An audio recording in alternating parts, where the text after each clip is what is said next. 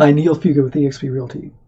If you're thinking about selling your home while we're still in the midst of the coronavirus crisis, then this video is for you.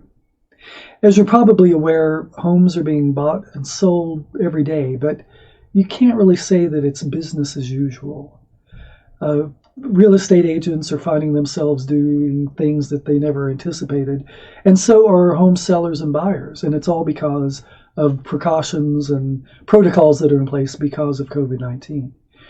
To that point, the California Association of Realtors has produced a number of new forms that are now being incorporated into every transaction.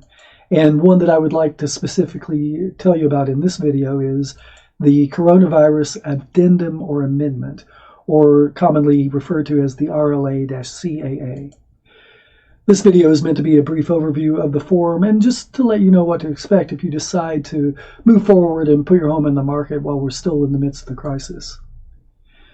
The form is an addendum or an amendment to the standard residential listing agreement, and it incorporates changes to the listing process that are currently in place because of the COVID-19 crisis. It specifies a number of protocols that are now in place and how they affect showing and marketing properties. And some sections of the form allow the seller to make choices, such as, do you want to show your home or not? Or are there certain marketing activities that you want your agent to engage in or not?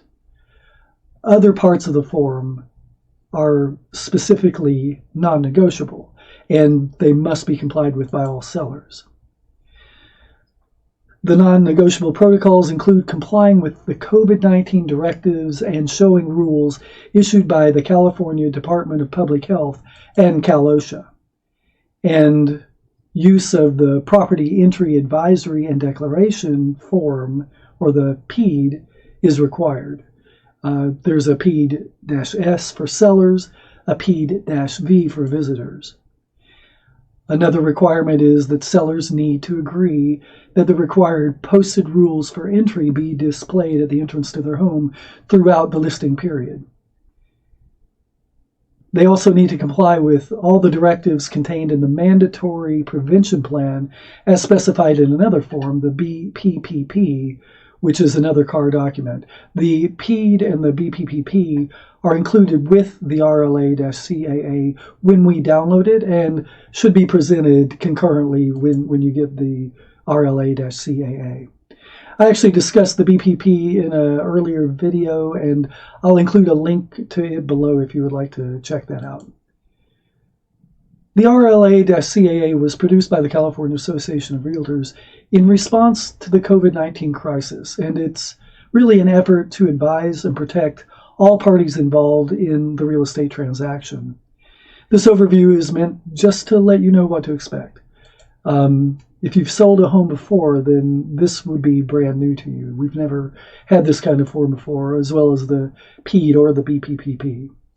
As an advisory, this video is not intended to give legal advice. If you want further legal advice about any of these forms, then I suggest that you contact a real estate attorney. I'm going to include a link to the RLA-CAA below this video, and I invite you to download it and look at it at your leisure.